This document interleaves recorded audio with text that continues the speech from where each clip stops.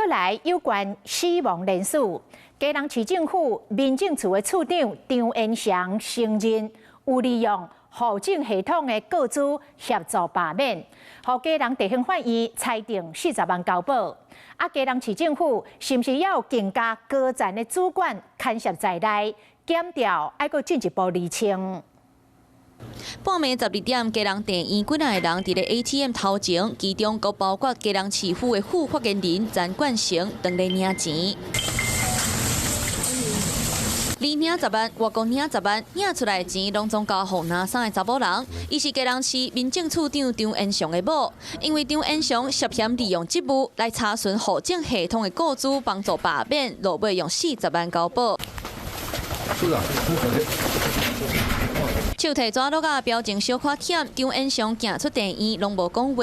公安除了张延祥承认犯罪，用40万交保，纪文全甲张金发拢否认犯罪。不过检调发现，公安的被告吴国成进前伫咧甲罢免相关的军组内底，搭台南东部放超早的新闻，纪文全就随解散军组，各创新的，各指示甲通讯系统拢清掉。法院认为有交结灭证的可能，两个人拢互裁定羁押禁戒。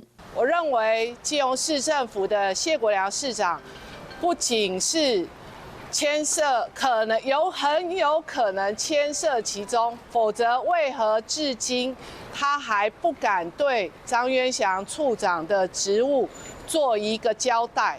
刑法中心念了4年半，才把我的硕士辛苦的拿到，所以我是基本上对于一些刑法的构成要件，我是相当清楚而且谨慎。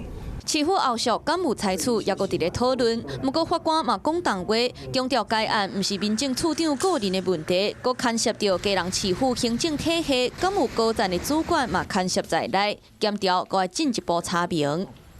Hello， 我是张新文。想要抢先掌握最及时的新闻资讯吗？赶快订阅、按赞、开启小铃铛，锁定华视新闻 YouTube 频道。